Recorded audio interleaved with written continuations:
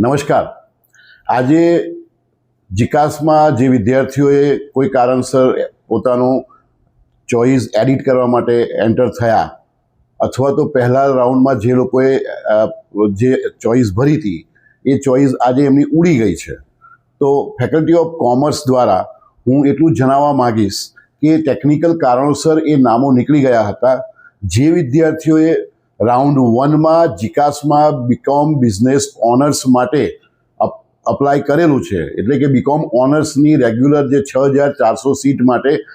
Admission માટે apply કર્યું છે, એ વિદ્યાર્થીઓને રાઉન્ડ 1માં એડમિશન મળ્યા પછી જે બાકીના નામો હતા એ નામો આપણે મેરિટ લિસ્ટ પ્રમાણેના નામોને આપણે વેઇટિંગ લિસ્ટમાં મૂકેલા, એ આજે નીકળી ગયા અને બીજા જે ક્વેરીમાં નામો હતા એ પણ નીકળી ગયા। તો મારે વિદ્યાર્થીઓને વાલીઓને ફક્ત એટલું જ જણાવવાનું કે એ કોઈ પ્રશ્ન ટેકનિકલ કારણોસર થયેલો છે એ અમે આવતીકાલે સવારે નવું મેરિટ લિસ્ટ મૂકીશું। જે પણ વિદ્યાર્થીઓએ વડોદરા શહેર અને જિલ્લામાંથી 12મા ધોરણની પરીક્ષા 45% કે વધારે માર્ક્સ સાથે પાસ કરેલી છે, બીકોમ ઓનર્સમાં અપ્લાય કરેલું છે અને પહેલા રાઉન્ડમાં એ લોકોનું એડમિશન નથી થયું, આવા દરેક વિદ્યાર્થીનું મેરિટ લિસ્ટ આવતીકાલે ફેકલ્ટી ઓફ કોમર્સ દ્વારા મૂકવામાં આવશે અને એમાં બતાવેલા શિડ્યુલ પ્રમાણે તે લોકોએ આવતા અઠવાડિયામાં ફી ભરવાની રહેશે। જે પણ બાળક આમાં એલિજિબલ છે એ દરેકને એડમિશન મળશે જ,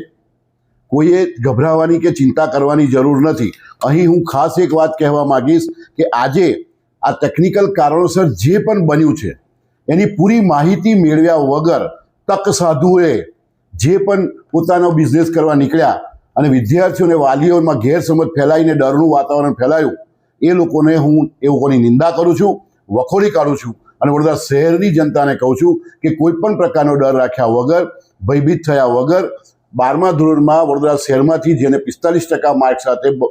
પાસ થયેલું છે એ વિદ્યાર્થીએ મારે ત્યાં ટેસ્ટ આપ્યો છે અને એડમિશન માટે બીકોમ ઓનર્સના એડમિશન માટે અપ્લાય કર્યું છે, એ બધાને જ હું એડમિશન આપવાનો છું અને બધાએ આવતા અઠવાડિયામાં ફી ભરવાની રહેશે। આભાર।